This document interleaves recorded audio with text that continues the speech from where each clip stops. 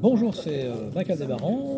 Je suis avec Gilles Durand, secrétaire donc, du SO.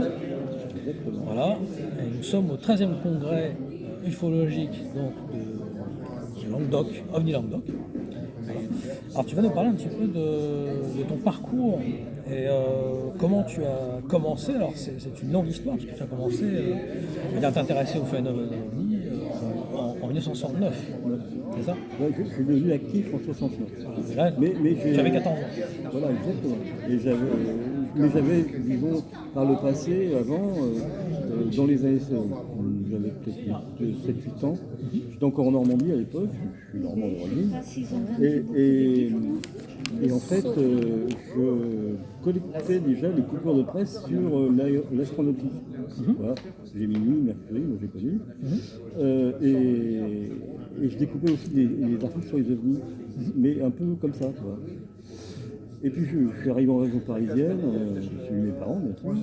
Et là, avec des copains à l'école, on a commencé à en parler. Et puis en 69, il y a eu, je suis de la génération, comme on dit, les envahisseurs. Là, je suis né en 55. Ouais, je suis né en 55. Donc les envahisseurs, 67. 67, c'est pas arrivé en 68 en France. Et là, vraiment, ça m'a mis le pied à l'étrier. Ça a déclenché quelque chose, et puis là, je suis devenu actif, je commençais à collecter sérieusement les coupures de presse, à m'intéresser aux cas anciens, etc. Voilà, c'est comme ça que j'ai commencé. Mais c'est véritablement à partir de 1972 jusqu'à 1982 où tu as intégré le GEPA. Le GEPA, déjà, même avant, hein, le GEPA, c'est déjà les années 70. Et le CEPI. Et le CEPI, qui était un peu une émanation de jeunes du GEPA, en fait. Donc, je sais plus, c'est avant, voilà, je cherchais le nom de la commune, dans le 92. Et puis, après en 81, j'ai créé donc l'EPI, j'en ai parlé tout à l'heure, donc l'Association pour l'investigation historique des phénomènes insolites. Et ensuite, là, en 90, on a créé le SO pour la sauvegarde des archives historiques. Suite au constat de disparition de nombreuses archives historiques, même si depuis on en a retrouvé des bribes, certaines qu'on pensait complètement disparues. Mais il n'empêche que bon, c'était pas possible de laisser disparaître au fur et à mesure des archives des associations qui disparaissaient et des gens qui s'y intéressaient plus ou qui décédaient. Voilà. Et tu as aussi travaillé avec Michel Coste, donc l'IHPI. Oui. Et puis, donc l'EPI, l'IHPI, mais on dit EPI parce que c'est plus facile. Et on a créé aussi un comité régional en 1989, si je me dis, qui s'appelait le CIGU, le Comité Île-de-France des groupements ufologiques. Voilà. Il y avait l'EPI, il y avait le GEPO, il y avait le groupe contrôle, et il y avait le CIRU, qui était un des premiers groupes ufologiques qui travaillait en informatique. Il était là dans les années 84-85. On voit ce genre de matériel sur lequel on bossait. T'imagines un peu. Entre 87 et 90, tu as travaillé aussi au service OVNI Presse. Ça, c'était pour la presse francophone. Oui. Là aussi, c'est un intérêt aussi. J'ai toujours été intéressé par les coupures de presse. D'ailleurs, le SO, je tiens pour le SO. Un peu comme Charles Fort. Ouais, un peu. Mais je tiens pour le SO une base de données, enfin, je la mets à disposition de SO, de coupures de presse francophone qui vient un belge, suisse, québécoise. Donc, la presse française en francophone aussi, il y en a. Il y a des journaux français, en Australie, en Égypte, etc. Et puis bien sûr la presse française. Donc à l'heure actuelle, j'ai presque 16 000 entrées. D'accord. C'est-à-dire 16 000 articles de presse potentiels. Et tu as édité aussi Des siècles de lumière. Voilà, alors bon, ça a un peu avorté, c'était dans l'annuaire du FIGU. Voilà. C'était normalement la revue de l'EPI. Voilà. C'était un encart dans l'annuaire du FIGU. Il n'y en a eu que 4. Il y a eu 4 annuaires du FIGU, il y a eu 4 siècles de lumière. Voilà. D'accord. Parce qu'il y avait aussi avec tout ce qui est lié aussi au saut. Ouais. Tu peux nous donner les autres membres aussi qui faisaient partie à Du l'époque saut, de la création. Avec la création du saut, 90. donc en 90, il y avait René Faudrin, qui il y a était déjà l'ancien les président du jeunes. Grepo, qui était dans le groupe ta bibliothèque de bouquins. il y avait. Après, il y moi, avait les Rocher, livres, je vais il y te avait- dire, je les garde. il y avait, C'est rare quand Dimanche, j'arrive pas à les donner ou à les... Christine Swigart, Ah, ça, c'est les des gens de l'Est de la Sciences France. Oui, il n'y a pas de cas.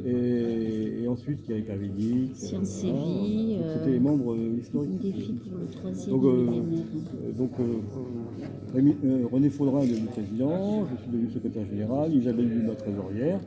Il y a eu des vice-présidents qui ont beaucoup changé. Voilà. Et voilà, donc on a eu René Faudrin, après on a eu Thierry Pavilic comme président, et maintenant c'est Jacques Scorneau. Et il a peut-être passé la main du président d'honneur et puis il aura peut-être un nouveau président à la prochaine Assemblée générale. D'accord. Dans le cadre aussi du VK 90 et 91, tu as été voir les crop circles Voilà. en Angleterre. Bah, C'était où exactement? Ah bah c'était dans Wiltshire, Hampshire, on a fait les deux, donc on allait un peu partout, dès qu'il y avait un nouveau crop, si on était informé, on y allait. Hein. On était un groupe où on veillait la nuit, en deux groupes, un qui faisait une première partie de la nuit, depuis le coucher du soleil jusqu'à 1h ou 2h du matin, et le deuxième qui arrivait, qui faisait 2h du matin à l'aube. Voilà. Et bien sûr, on n'a rien vu, sauf que le jour où on a arrêté de faire la veille, le lendemain, il y avait un crop. D'accord. Voilà. Et tu as Donc, aussi, sinon, oui. tu as aussi participé. Et donc, voilà, on peut trouver tout ça, hein, le groupe VK, ben voilà, vous avez tout ça dans Sciences et Vie. C'est le numéro c'est 91, hein, c'est ça je ne veux pas dire de bêtises, donc 90, excuse-moi. Je mets mes lunettes, excusez-moi. Voilà, donc c'est le numéro 878 de novembre 90. Il y a, je crois, 14 pages, c'est le plus gros dossier qui ait jamais publié, tout type confondu. Tu t'es aussi occupé des ovnis pré-arnoldiens, alors Voilà, bah, ce dans qu'on les appelle, pays, hein, les c'est pays, hein, ouais. avant 47, avant Kenneth Arnold. Bah, l'épi, c'est ça. Hein, Et comme je le disais tout à l'heure, en fait, le but avec Michel Coste, c'était de lire les bouquins complètement comme La Chronique des ovnis de Bougard, ou bien Les ovnis du passé de Christian Piens, ou d'autres, hein, bien sûr, d'autres bouquins qui étaient consacrés aux cas anciens, ou alors des bouquins qui avaient un chapitre sur les cas anciens, etc. Et d'aller retrouver la source originale. Ce qui a fait qu'on a découvert beaucoup de choses fallacieuses. Des trucs qui avaient été mal compris par les auteurs, ou volontairement déformés. Mais par exemple, Christiane Piens est belge, comme Michel Bougard d'ailleurs, mais elle est plus ou moins bilingue. Donc en fait, elle a fait des erreurs d'interprétation. Elle a mal interprété certains mots et elle a récupéré des soi-disant cas ovnis, d'objets insolites, je dirais, alors qu'en fait c'était juste une erreur d'interprétation dans le texte original. D'accord. Et c'est peut-être pour ça aussi que tu as participé au livre vers une anthropologie d'un mythe contemporain. Tu peux le montrer, il est là-bas. C'est lequel? Tu vois le bleu là, voilà, celui-là. Non, c'est celui-là, voilà. Celui-là. On va le montrer. Voilà. Un gros pavé, hein, on peut le dire. Hein. Voilà. Oui, Donc voilà. celui-ci, donc c'est en collaboration. Sous la direction de Thierry Pavilic. Donc il y a 23 co-auteurs. J'ai eu la chance d'avoir deux chapitres. Je suis le seul à avoir deux chapitres dedans. C'est tout à fait par hasard, parce que le chapitre sur les crop circles, c'est pas moi qui devais le faire. Mais la personne s'est désistée au dernier moment. J'ai des problèmes, peut-être. Et donc il n'y avait plus l'auteur. Et puis j'ai dit, j'étais volontaire pour le faire. Donc j'ai un chapitre sur les cas anciens, justement, et les erreurs d'interprétation, et un chapitre sur les crop circles. Voilà. Et alors quand vous avez fait ce livre, un mythe contemporain, ça rappelle bien sûr Jung, un mythe moderne. Oui, un peu, ouais. Donc c'est un rapprochement aussi avec Méheust. Bien sûr, donc c'était ça l'approche en fait. Bertrand écrit dedans. Bertrand Méheust. Il y avait Pierre Lagrange, enfin il y a plein. Il y a des Suisses qui ont écrit dedans, des Italiens, enfin des Belges. Voilà. Alors, quelle est ton analyse, toi, personnelle du phénomène ovni? Alors, je sais qu'on a parlé de Butin des années 50, aussi qui était, on va dire, diurne et avec des traces au sol, avec beaucoup de choses. Vous voyez des gros boutons, voilà, pas mal de choses. Quel est ton avis sur le phénomène d'OVNI en lui-même, ce que tu penses qu'il est, l'interprétation qu'on en fait? Ouais, alors pour moi, enfin, ce que j'en pense, c'est que il n'y a pas de chemin. C'est vrai que je suis sceptique sur l'hypothèse extraterrestre. Voilà. Il était aussi, Oui, il a eu oui, des soucis. oui, oui. Voilà. Alors pour moi, je dis que tous les témoins, dans leur grande majorité, sont des gens honnêtes, qui n'arrivent pas à expliquer ce qu'ils voient, mais ça ne veut pas dire que ce qu'ils ont vu n'est pas explicable. Voilà. On le voit d'ailleurs, hein, quand on fait de vraies enquêtes, sur le corpus total des cas enquêtés, il reste à peu près moins de 10% de cas inexpliqués. Voilà, parce que toutes les autres, c'est des méprises qui ont été expliquées par différents origines, hein, des erreurs avec des astronomiques, aéronautiques, il y a même des trucs au sol qui ont été vus et en fait qui sont avérés, les moissonniers batteux, des choses comme ça, quoi, hein, voilà. Puis la nuit, dans des circonstances particulières. Voilà. Il y a un document que le TGU a publié qui s'appelle Opération Saros. C'est un cycle de la Lune qui se reproduit tous 18 ans, X mois, X jours. Et maintenant, d'ailleurs, on en a découvert d'autres cycles qui permettent de ne pas attendre 18 ans pour être dans les mêmes conditions. Et du coup, c'est les maîtrises lunes. La Lune, il faut tous les jours. Ah ben non, on arrive à se planter. On arrive à se tromper. La Lune arrive à nous tromper. Voilà. Et moi, je dis que, bon, il y a quelque chose, il y a des phénomènes qu'on n'arrive pas à expliquer actuellement, mais je ne sais pas si parmi ceux-là, il reste un reliquat extraterrestre, j'en sais rien, mais on voit qu'on peut découvrir des choses encore dans notre environnement grâce à des observations qui ont été faites, des trucs très rares, que les gens n'ont pas su identifier, et que même des fois les scientifiques n'arrivent pas à identifier non plus. Et puis avec le temps, quand le temps passe, on a nos sciences en général avancent, et brusquement, on trouve la solution. Grâce à des cas, les strikes par exemple, c'est quand même des pilotes qui voyaient ça et qui ne savaient pas expliquer ce que c'était. Hein, certains ont été désignés OVNI, et maintenant on sait ce que c'est. Enfin, on ne sait pas l'expliquer, mais on sait ce que c'est. Voilà. Par exemple, c'est un exemple. Le premier livre que tu as eu entre les mains, c'était celui de Jacques Vallée? Pas du tout. J'ai commencé, c'est un copain qui m'a passé le bouquin de Guitarabe, Civilisation, Secours volante et civilisation du l'espace. Et c'est le premier en 69. Oui. Et après, en 70, mon papa était né à La Rochelle, donc on allait en vacances dans Charente-Maritime régulièrement. En 70, on arrive à La Rochelle et je suis encore passé comme je fais beaucoup de vélo au long cours. La dernière fois que je suis allé à La Rochelle, la librairie n'existe plus, mais le coin de la rue il n'a pas changé, il est à angle coupé comme ça. Il y avait une librairie avec une grande vitrine et dedans il y avait le livre de Michel Carreau. Une apparition de Martien. La couverture. Je suis retourné voir mes parents, j'avais 15 ans à l'époque. Je suis retourné voir mes parents, je leur ai dit venez voir, il me faut ce bouquin. Mon père me lâche. Et après, quand tu parles de Vallée, c'est pour mes 18 ans qu'on me l'a offert. D'accord. Comme quoi, j'avais des parents et de la famille ouverts l'esprit, tu vois. Il y a des cas assez rares, on avait parlé tout à l'heure, c'est par exemple comme les cas de Fourchambault en 1950, le cas du robot noir où Serret en 1956 sur les motards, donc par Pierre Viroudy. C'est des cas à la marge, un peu justement atypiques, qui sont intéressants aussi parce qu'ils sont rares. Alors, est-ce qu'il y a un cas parmi ces cas-là qui t'a marqué? Moi, je dirais que ça m'avait marqué à l'époque. Maintenant, je t'ai donné mon hypothèse, hein, les motards américains. Ah oui, de Serret. Moi, ces deux motos, ça m'avait vraiment. Ah, moi, ça m'a marqué. Oui, ça m'a marqué. Franchement, parce qu'en plus, le dessin était super joli, hein, super bien dessiné. Par les LDLN, ouais. Ouais, dans les LDLN, c'était vraiment bon. Moi, ça m'avait bien plu. Et franchement, sur le coup. Est-ce que tu te rappelles de celui qui a décidé ça? Il y a eu plusieurs dessinateurs, c'est pas Ménard, c'est sûr. Ménard est un excellent dessinateur. Il faisait des profils, il travaillait pour aussi. Il vendait des profils 3 vues d'avions à des revues aéronautiques. On trouve sa signature dans pas mal de revues. Donc il s'est abonné au Fanal de l'aviation, il a eu plusieurs profils 3 vues qui ont été publiés. Et il était très fort. Hein. Ouais.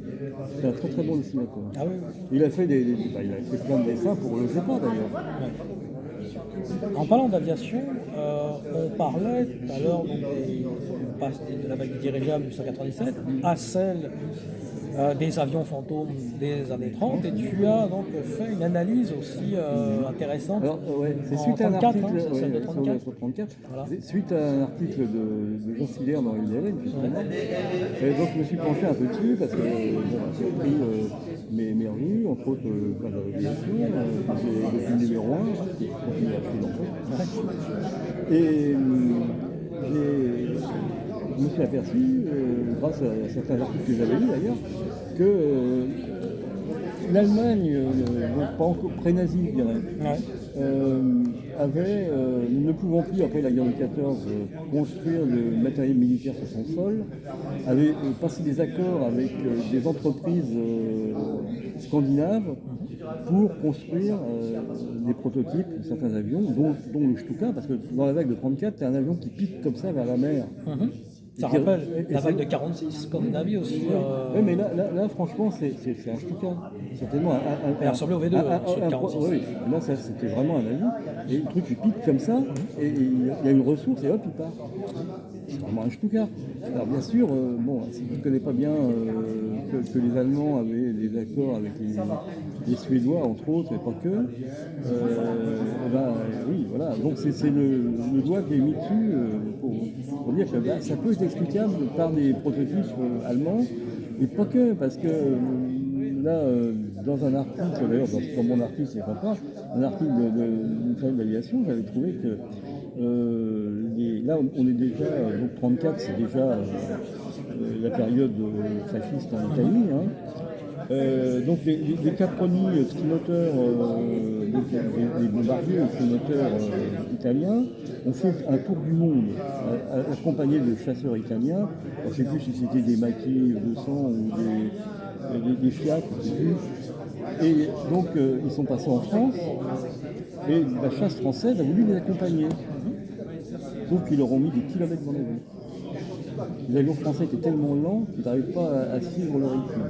Les Italiens On sait que les Allemands étaient très en amont, les frères Horton, oui, bien sûr. les Zeppelin. Et donc, tu vois, il y avait vraiment des différences notables entre les aviations de différents pays. Ils n'étaient pas au même niveau, tu vois. Nous, d'ailleurs, si on n'a pas, on avait des très bons avions à l'entrée de la Deuxième Guerre mondiale, mais pas aussi bons que les Allemands. Pourquoi? Parce qu'on avait, à cause du commandement qui ne croyait pas aux avions, par exemple, à cockpit fermé, qui ne croyait pas aux avions. Schauberger, le moteur à implosion. Voilà, comme ça. Donc l'arsenal VG-33, il y en a eu un ou deux qui ont été construits, mais après l'armistice. Voilà. Donc on avait entre à peu près 3-4 ans de retard. Quoi. Mais dans les aviations de Scandinavie, eux, ils étaient vraiment avec une aviation très pauvre. Quoi, tu vois. Il n'y avait pas encore des sabres ou des choses comme ça. Ça commençait, mais en 34, pas trop. Quoi. Et les gens ne connaissaient que des avions lents. Quand ils voyaient des trucs rapides, ça les étonnait. Ça aussi. Alors ce qui a pas de l'eau et de moulin, c'est 1897, à Sonora. Alors c'est Walter Bosley qui parle de ça, dans son livre Friends from Sonora, où il explique qu'en fait des Allemands avaient des usines donc à Sonora ou au Texas, et qui construisaient peut-être ces fameux dirigeables. Oui, bah tu me l'apprends parce qu'en fait, moi, j'ai pas lu ce bouquin. Il n'y a pas de traduction en France. Oui, mais l'hypothèse est intéressante. Oui, Actuellement, tout ce qui est lié justement à sens d'actualité du phénomène ovni, ce genre de choses. Quel est ton avis sur l'évolution de l'ufologie et ce que le saut fait aussi, parce que le saut, je rappelle que c'est pour garder les archives. Sauvegarder. Les archives, donc on va montrer d'ailleurs voilà, ceci. Voilà. Donc tu peux nous parler aussi de ce que fait le saut pour l'ufologie actuelle. Alors, donc déjà, c'est Là depuis longtemps. sauvegarder les fonds d'archives des ufologues qui arrêtent, qui décèdent. On a sauvegardé avec DLN, en partenariat avec DLN, on a sauvegardé l'archive de Jean Comès qui est décédé au mois de mars. Et puis cette année, on n'a pas arrêté de sauvegarder. Il n'y a pas un mois où on n'avait pas une sauvegarde. Donc c'est souvent des gens qui ont arrêté depuis longtemps, surtout maintenant. Dans les années 90, c'était des gens qui venaient juste d'arrêter leurs activités, ou des associations qui Il y avait Jean arrêtaient. Tirode à l'époque. Ah bah Jean Tirode était déjà, en 90, c'était déjà décédé. Et, Sa femme avait volé tout. oui, enfin, il y a eu plein d'affaires comme ça, des trucs. J'ai écrit un article d'ailleurs qui s'appelle Cas dramatique de disparition d'archives. Il y en a eu plein. Regarde, donc Ribera en Espagne, sa femme, quand il est décédé, les archives sont partis à la benne. Voilà. C'est quand même l'équivalent d'un Jacques Vallée ou d'un Aimé Michel. Quoi, Bien hein. sûr. Et sinon, nous, on est à la tête de plein de fonds d'archives. On a déjà déposé plein de choses qui sont accessibles à tout le monde aux archives nationales, dans les archives, donc 3 archives départementales, donc Marseille, pas très loin d'ici quand même, Metz, en Moselle, et Nancy en Meurthe-et-Moselle. Voilà, ça c'est les 4 lieux actuels où il y a des archives. Mais après, on a 3, parce que les archives ne prennent pas les livres à cause du dépôt légal. Donc on se retrouve avec des bouquins sur les bras, on ne sait pas quoi en faire, c'est pour ça qu'on n'en garde que 8. Au-delà de 8, on les remet dans le circuit, c'est pour ça que la librairie itinérante du Sceau est déballée ici. C'est pour les proposer aux gens. Et donc on a des bibliothèques qui ne prennent que les bouquins. On en a une à Metz, c'est donc la médiathèque du Petit Froid. On a la maison d'ailleurs en Suisse, en Suisse, qui est donc le musée de la science-fiction. Et on en a une troisième, enfin qui est la deuxième. Celle de la Suisse est la troisième. La deuxième, elle était à Nice, au laboratoire scientifique d'Henri Brock. Maintenant, elle est à Grenoble, toujours dans un laboratoire scientifique du Cortex. Voilà. Et le fonds est accessible via la bibliothèque universitaire. Est-ce que tu as un dernier message à faire passer? Alors, je veux dire que j'ai pas fini. Ah oui, pardon. C'est pas grave. C'est qu'actuellement, en fait, le Sceau, on a un informaticien au Sceau qui a fait plein de choses, qui a réactivé notre site internet, qui a publié plein de choses. Et surtout, on numérise énormément, on travaille avec la FU et Isaac Coy, donc en Grande-Bretagne, donc l'intermédiaire vers la FU. Et on a numérisé beaucoup de revues qui sont disponibles sur le site de l'AFU. Donc il y a tout un site avec des onglets par pays et chaque onglet, tu déroules le menu et tu as toutes les revues qui sont numérisées. Alors il n'y a pas toujours toute la collection, mais bon, dès qu'il y a une collection assez complète où il manque plus que 2 ou 3 numéros, si on obtient d'un ayant droit une autorisation de les diffuser au public, on le fait. Alors il y a des collections complètes, bien sûr, il y a des collections, on a réussi à récupérer tous les numéros et tous les numéros. Alors ça c'est une chose, sinon ce qu'on ne peut pas publier, parce qu'on n'a pas les accords d'ayant droit, on a un serveur, le serveur du Sceau, sur lequel on emmagasine énormément de documents numérisés et on va publier prochainement une liste et les gens qui sont intéressés par ce qui est sur le serveur du Sceau, ils pourront nous demander, on leur en fera une copie à titre privé, bien sûr, une utilisation à titre privé. Sinon, on est en train de numériser beaucoup de titres de presse. Ça se chiffre à combien? Alors, plusieurs milliers, je dirais. mais c'est rien. Donc, ce que le SO fait également, alors, donc on utilise donc Laurent Chabin, qui est notre informaticien, utilise l'IA pour essayer de trouver des possibilités de numériser plus rapidement ou de décortiquer les documents plus rapidement. Faire ce qu'on appelait autrefois du bulletinage. Pouvoir extraire de tous les textes qui peut être intéressant pour les chercheurs. Par exemple, tu as une revue et puis tu as dans un article, au milieu d'un article, tu as un paragraphe sur Roswell. Quelqu'un qui est intéressé par Roswell, le mot va être extrait et il va être identifié, Roswell, avec la page où on le trouvera. Une chose comme ça. C'est facile. L'intelligence artificielle nous facilite la tâche. Voilà. Je ne dis pas qu'il faut l'utiliser partout et tout le temps, et qu'il faut faire très attention aussi à ça. Il faut le conserver comme un outil, comme toute chose qui peut nous aider à travailler. Ce sont des outils, pas autre chose. Ça, c'est un outil. L'intelligence artificielle, c'est un outil comme ça, pas autre chose. Et donc, ce que le show fait, c'est que bien sûr, les inventaires, etc., on les publie dans le bulletin du show. Comme j'en ai donné les deux derniers à Thierry Gaulin, voilà, le service, et sinon, nous, on tient à jour des bases de données revues, de tout ce qu'on a sauvegardé comme revue, bases de données, des livres, bien sûr, qu'on a sauvegardés, et puis après, des bases de données, un répertoire. Alors le répertoire, c'est un répertoire de tous les personnalités, les personnes moins connues qui ont été actives en ufologie, tous les membres de l'association par exemple. Mais bon, je sais que normalement on ne peut pas officiellement garder ça, du fait de la loi sur comment il s'appelle, informatique et liberté, voilà. Donc cette loi ne nous permet pas d'avoir ce genre de fichier de personnes qu'on pourrait revendre à voilà, pour que des gens reçoivent des catalogues ou des publicités. Non. Notre répertoire est géré par un compte à la CNIL. Voilà, comme ça, on est réglo.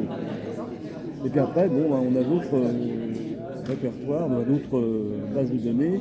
C'est entre autres des données, je dirais, globales. C'est-à-dire que ça ne veut pas dire que le SO les a sauvegardées. Il y en a certaines qui sont sauvegardées par le SO. Par exemple, la base de coupure de presse, c'est une base globale de coupure de presse. C'est-à-dire qu'en fait, toutes les références qu'on a trouvées ici et là, maintenant on trouve, que ce soit en Belgique, en Suisse ou au Québec, tout a été numérisé. Enfin, tout est numérisé au fur et à mesure et mis en ligne. Donc on n'arrête pas de récupérer des infos. En France, c'est plus compliqué. On arrive quand même, à cause de la loi de 70 ans, on arrive quand même aujourd'hui à avoir des coupures de presse sur les ovnis jusqu'en 53. Mais l'année prochaine, on va avoir 50. Pour s'accrocher, là, ça va être dur. Parce qu'actuellement, je dirais que la base de données que je tiens, elle va de 45 à 69. Parce que, je dis, c'est là qu'il y avait peu d'ufologues, donc il y a plein de choses qui sont passées à travers les mailles du filet.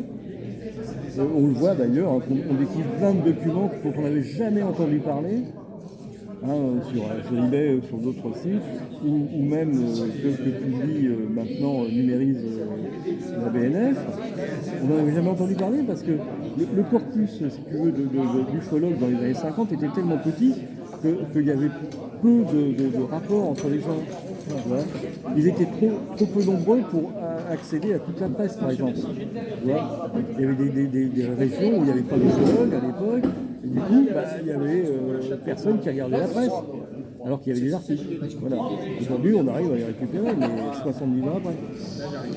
Voilà, donc la base presse dont je m'occupe, il y a bientôt 16 000 coupures de presse dedans. Enfin, 16 000 références de coupures de presse potentielles. Voilà. De son côté, François Haïs, qui est aussi vice-président du SO, lui a une base plus générale qui va jusqu'à aujourd'hui.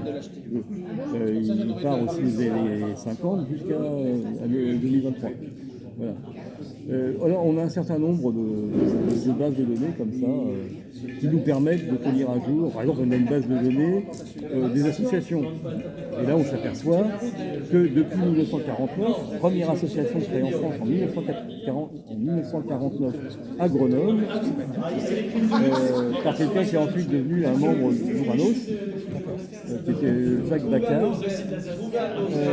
Et jusqu'à aujourd'hui, on a plus de 1300 entrées. Il y a eu plus de 1300 associations, cercles de LDLM, antennes du SERPA, d'autres associations en France. Voilà. On a fait pareil pour la Belgique, les Belges n'avaient pas fait. J'en ai une soixantaine. Donc pour la Belgique était grand comme une région française, quand même pas négligeable.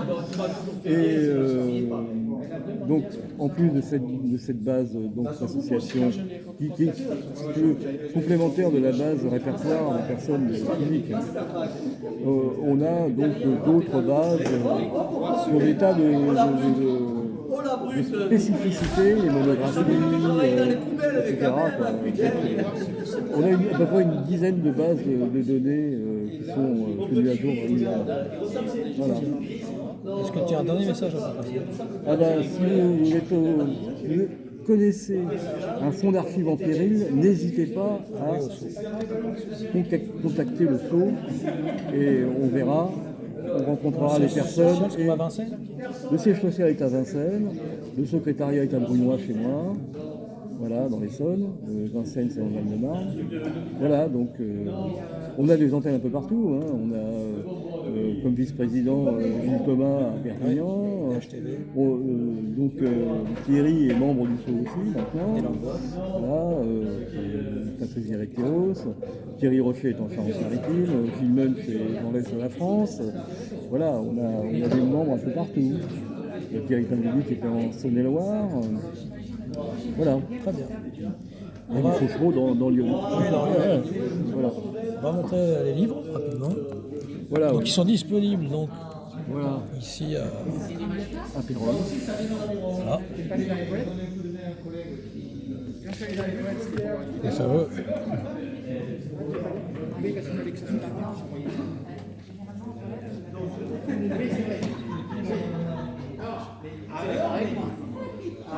Voilà Pierre Viraudy dont on parlait tout à l'heure.